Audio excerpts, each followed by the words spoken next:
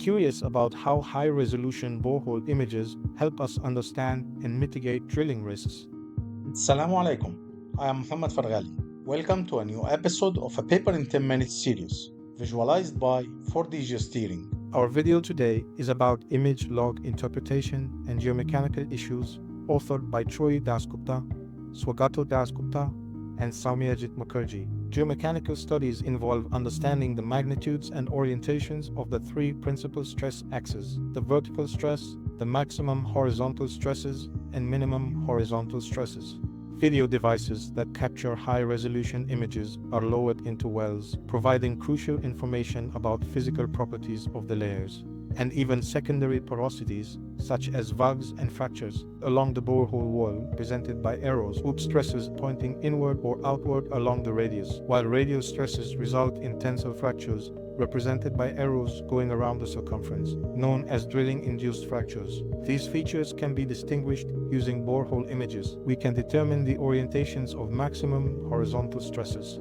Normal faults occur when the vertical stress is the greatest stress sigma 1 and the minimum stress sigma 3 is horizontal. This explained by Anderson's 1905 scheme. Then, for strike-slip fault, which develop under shear stress regimes, intermediate stress sigma 2 is vertical, while the and acts obliquely to the fault plane, the maximum stress sigma 1 is horizontal. Finally, for the reverse fault, which form under compression and stress regimes, where the crust is being shortened, sigma 3 is vertical, while sigma 1 is horizontal. Vertical overburden stress equals sigma 1 for normal faults. Vertical overburden stress equals sigma 2 for strike-slip faults. Vertical overburden stress equals sigma 3 for reverse faults. Situ stresses, providing an overview of stress orientations like vertical stress due to overburden pressure, can be estimated from a density law as it runs in a borehole to measure the bulk density of the formations at various depths. Also, for the hydraulic fracture in the same manner, as this process is repeated along the entire horizontal section of the well, which can be extended in several miles. Once the stimulation is completed, the isolation plugs are drilled out and production begins, and then naturally gas or oil flows into the horizontal casing and up the wellbore.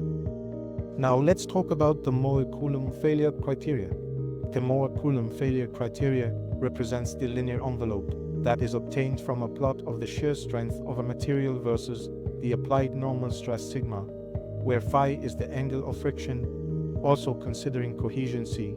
Resistivity-based image tools consist of calipers with pads equipped with micro-resistivity electrodes, which record image data around the borehole wall. These high-resolution images provide a continuous record of the formation and borehole circumference. Here, the optical to acoustic image logs of televiewers has progressed. Optical and acoustic televiewers are subsurface exploration tools that capture extremely high-resolution image of the borehole wall. As the televiewer advances down the borehole, it takes a 360-degree continuous spatially oriented image of the rock formation. The optical televiewer uses a camera to take full-color images of the borehole wall. The acoustic televiewer uses ultrasonic pulses to generate an image of the borehole wall based on the amplitude and travel time of ultrasonic pulses. Both methods result in high-resolution images that allow characterization of bedrock structures such as fractures, joints, and bedding. After data acquisition, let's compare between static and dynamic images. The truncated surface, as highlighted by truncation, and finer laminations are also visible. Dynamic processing is done in a moving window of 5 feet, and the geological features are prominent in this image. North to south to north refers to the true north reference. In static images, a color contrast is applied to the entire well, while in dynamic images, the contrast is applied to a specific moving window length. Image borehole logs can identify stress-induced fractures, such as breakouts and drilling-induced fractures, crucial for optimizing wellbore design. Knowledge of in-situ stresses and the compressive strength of anisotropic rocks is essential for this process. Provide clear indicators of the horizontal stress orientations. Drilling-induced fractures align perpendicular to horizontal sigma. Both drilling-induced fractures and breakouts, while breakouts align parallel to horizontal sigma. Here is the cross-section of the wellbore showing formation of breakouts and hydraulic fractures, as the breakout formation where circumferential stress exceeds compressive rock strength.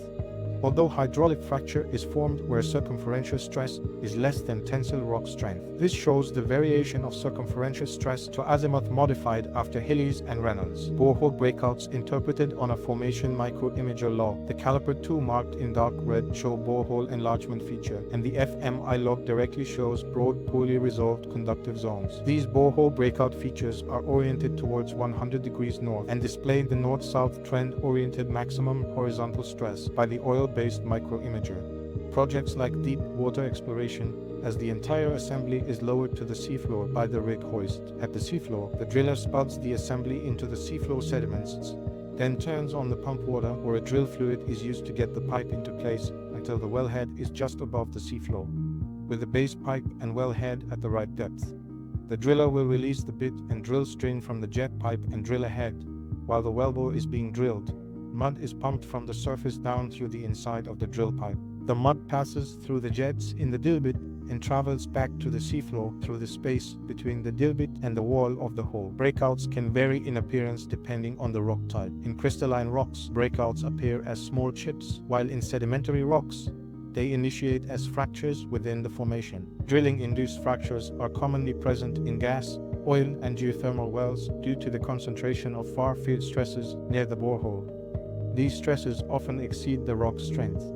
In 4 or 6 arm caliper image logs, natural fractures appear as features that cut across the wellbore, whereas drilling-induced fractures appear as subparallel to the wellbore axis or slightly dipping features in vertical wells. Borehole breakout and drilling-induced fracture observed on acoustic image log. Borehole breakouts are identified as broader zones with high radius and low reflection amplitude and oriented around the 95 to 275 north. The breakouts indicate that the present-day maximum horizontal stress trends north-south. Image logs must be interpreted carefully to indicate drilling-induced fractures, which are discontinuous and crucial for understanding the subsurface geology, optimizing drilling operations, and enhancing reservoir management. DIF interpreted from image formation microimager logs. These are seen as 180 apart conductive narrow features. Indicates for DIF trending 010 to 119 north degree indicates north-south trend-oriented maximum horizontal stress, although B indicates for DIF orient towards 040 and 20 in northeast to the southwest trend, which approximately oriented the maximum horizontal stress direction. Now, let's delve into some key problems they face and how modern logging tools help identify critical features. Image log of a formation, where the 4 parts of the tool show some distinct features. The darker color represents conductive layers and the lighter color the resistive ones. Feature 1 indicate the breakout, which is observed as the maximum horizontal stress is oriented along the parts 1 and 3 and can be seen in parts 2 and 4, while feature 2 is a linear, narrow feature running parallel along pads 1 and 3. Feature 2 is drilling-induced fracture, whereas minimum horizontal stress is oriented along the pads 2 and 4. For our end conclusion, modern-day logging tools aid in identifying the features related to geomechanical issues. Then, high-resolution image logs should reliably determine the stress orientations. Also, DIF and breakouts are the features obtained from image log analysis, which happen due to compressive failures. And finally, DIF oriented parallel to the maximum horizontal stress direction, and the breakout formation gives the minimum horizontal stress direction. Thank you for watching. Join the conversation. Leave a comment sharing your thoughts or questions, and don't forget to share this video with your network. Also, follow my LinkedIn profile for additional insights.